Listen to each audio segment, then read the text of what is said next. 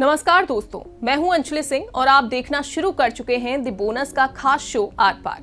क्या आपने कभी गोल्ड लोन लिया है? अगर हाँ, तो आज की ये खबर सीधे आपसे जुड़ी है, और अगर नहीं तो भी आप इस वीडियो में रुक जाइए, क्योंकि शायद फ्यूचर में कभी आपको इसकी जरूरत पड़ जाए। आपके घर में गोल्ड तो वैसे रखा ही होगा, चाहे वो माँ की चूड़ियां हो या दादी का कोई पुश्तैनी हार। हर इंडियन फैमिली में फिजिकल गोल्ड मिल ही जाएगा। चलो मान लेते हैं कि घर में फिजिकल गोल्ड ना भी हो, लेकिन बैंक लॉकर में तो होगा ही, क्योंकि गोल्ड सिर्फ गहना नहीं है, ये वो बचत है जो इमरजेंसी में काम आ ही जाती है। जैसे पैसों की दिक्कत आए तो सबसे पहले याद आता है यही सोना। लेकिन अब जो नई रिपोर्ट आई है उसमें भारत में गोल्ड लोन का पूरा खेल ही बदल गया है, और इसमें कुछ ऐसी बातें छिपी हैं जो सुनकर शायद आप चौंक जाएं। अगर आपके पास सोना है या आपने गोल्ड लोन लिया है या आप लोन के गणित को समझना चाहते हैं तो ये वीडियो एंड तक देखिए, क्योंकि आज इस वीडियो में हम गोल्ड लोन का पूरा खेल समझेंगे। क्या आपको पता है कि गोल्ड लोन ने सबको पीछे छोड़ दिया है? दरअसल एक्सपीरियन की एक रिपोर्ट है, गोल्ड लोन्स इन ट्रांजिशन, और इसमें लिखा है कि गोल्ड लोन रिटेल क्रेडिट में पहले से ही सबसे तेज चलने वाला सेगमेंट था, लेकिन अब इसने सारे रिकॉर्ड्स तोड़ दिए हैं। फाइनेंशियल ईयर 26 में तो और कमाल हो गया, 84% की ग्रोथ देखने को मिली। सोचो, एक साल में 84% ग्रोथ। अब पता है रिटेल क्रेडिट के अंदर इसका हिस्सा कितना बढ़ा? फाइनेंशियल ईयर 24 में ये सिर्फ 20% था और फाइनेंशियल ईयर 25 में 30% हुआ, और अब फाइनेंशियल ईयर 26 में सीधे 41% पर पहुंच गया। मतलब हर 100 रुपए के रिटेल लोन यानी personal loan, gold loan, home loan, car loan, credit card में 40 रुपए सिर्फ गोल्ड लोन ही है। अब सवाल ये सब हुआ कैसे? दरअसल इसकी 3 वजहें हैं। एक, सोने की कीमतें बढ़ी हैं और सेम सोना रखकर अब ज्यादा लोन मिल रहा है। दूसरा, आरबीआई ने अनसिक्योर्ड लोन्स पर सख्ती कर दी है, तो बैंकों और लोगों ने सिक्योर्ड ऑप्शन यानी गोल्ड लोन की तरफ रुख कर लिया है।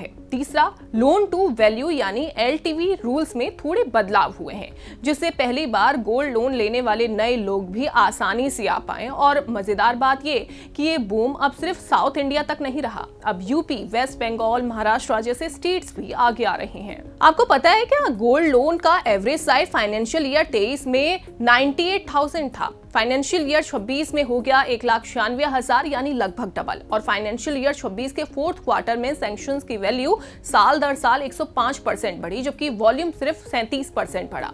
मतलब लोग ज्यादा लोन नहीं ले रहे, बल्कि वो लोन का साइज बढ़ा रहे हैं। वहीं एसेट अंडर मैनेजमेंट में भी उछाल देखने को मिला, जो कि मार्च 2025 तक 44% था, मार्च 2026 तक वो 49% हो गया। लेकिन इस रेस में आगे कौन है? अब बैंक उतना जल्दी लोन देते नहीं हैं, तो एनबीएफसीज ने बैंक्स को पीछे छोड़ दिया है, जिसकी वजह है स्पीड और डिस्ट्रीब्यूशन। मतलब लोन तुरंत चाहिए तो एनबीएफसी के पास चले जाओ। क्या आपको वैसे पता है कि गोल्ड लोन फाइनेंशियल ईयर 26 की तीसरे क्वार्टर में पूरे मार्केट का 47% बन गए? मतलब लोग इसे शॉर्ट टर्म जरूरत के लिए ही यूज कर रहे हैं, जल्दी लेना जल्दी चुकाना। अब आपको लग रहा होगा कि एसेट क्वालिटी भी सुधरी है, मतलब लोग जल्दी लोन चुका रहे हैं। वहीं डेलिंक्वेंसी यानी जब कोई बोरोवर अपना लोन समय पर नहीं चुकाता, वो मार्च 2023 में 2.2% से गिरकर मार्च 2026 में सिर्फ 1% रह गई। लेकिन यहाँ ध्यान दो, एक्सपीरियन की रिपोर्ट कहती है कि ये सुधार जितना दिख रहा है उतना सच नहीं है। क्यों? क्योंकि मार्केट में इतने नए बोरोवर्स आए हैं कि डिनोमिनेटर ही इतना बड़ा हो गया है कि रेशियो खुद कंप्रेस हो गया है। यह असली सुधार नहीं, सिर्फ बेस इफेक्ट है। और असली बात यह है कि ये कहानी अब किसी प्रोडक्ट की नहीं रही, ये बन गई है एक बोरोवर की कहानी। बहुत सारे रिपीट कस्टमर सिर्फ गोल्ड लोन रोल ओवर नहीं कर रहे, वो साथ साथ अनसिक्योर्ड पर्सनल लोन भी ले रहे हैं। एक तरफ गोल्ड बैक्ड, दूसरी तरफ बिना कोलेट्रल वाला लोन। इससे उनका लेवरेज बढ़ रहा है, रिस्क भी बढ़ रहा है। जो लोग दोनों तरह के लोन्स साथ ले रहे हैं, उनकी 90 दिन की डेलिक्वेंसी कहीं ज्यादा वॉलेटाइल है उन लोगों से जो सिर्फ सिक्योर्ड क्रेडिट पर टिके हुए हैं, और सिस्टमेटिक रिस्क भी खत्म नहीं हुआ है। ये ग्रोथ ज्यादा गोल्ड प्राइस बढ़ने की वजह से है। उनकी 90 दिन की डेलिक्वेंसी कहीं ज्यादा वॉलेटाइल है उन लोगों से जो सिर्फ सिक्योर्ड क्रेडिट पर टिके हुए हैं, और सिस्टमेटिक रिस्क भी खत्म नहीं हुआ। ये ग्रोथ ज्यादातर गोल्ड प्राइसेस बढ़ने की वजह से हैं। अगर कभी गोल्ड प्राइसेस में बड़ा करेक्शन आया तो पूरा पोर्टफोलियो खतरे में आ सकता है। और सबसे ज्यादा चिंता की बात यह है कि 1 लाख से कम के छोटे लोन्स में अभी भी स्ट्रेस है। कम इनकम वाले लोगों के लिए सोने की चमक के पीछे अभी भी रीपेमेंट की दिक्कतें छिपी हो सकती हैं। एक्सपर्ट्स कहते हैं कि लेंडर्स को सिर्फ कोलेट्रल देखकर लोन देना बंद करना चाहिए। उन्हें बोरोवर लेवल अंडरराइटिंग पर जाना चाहिए, यानी सिर्फ ये मत देखो कि किसी के पास कितना सोना है, ये भी देखो कि वो ओवरऑल कितना कर्जदार है। इससे क्रॉस प्रोडक्ट लेवरेज ट्रैक होगा, एक्सपोजर मॉनिटरिंग बेहतर होगी और रिस्क गवर्नेंस मजबूत बनेगी। अगर आपके पास गोल्ड है और गोल्ड लोन लेने की आप सोच रहे हो तो ये एक अच्छा सिक्योर्ड ऑप्शन है, लेकिन अगर साथ में पर्सनल लोन भी चल रहा है तो अपना ओवरऑल कर्ज जरूर ट्रैक कर लो।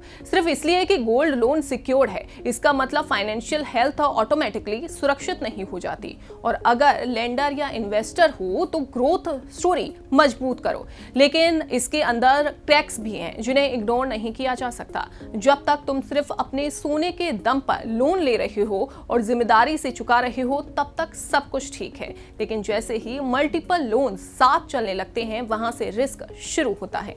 वीडियो अच्छा लगे तो लाइक जरूर करो और चैनल को सब्सक्राइब कर लो और शेयर कर दो उन दोस्तों के साथ जिसे गोल्ड लोन के बारे में ये वीडियो जानना चाहिए।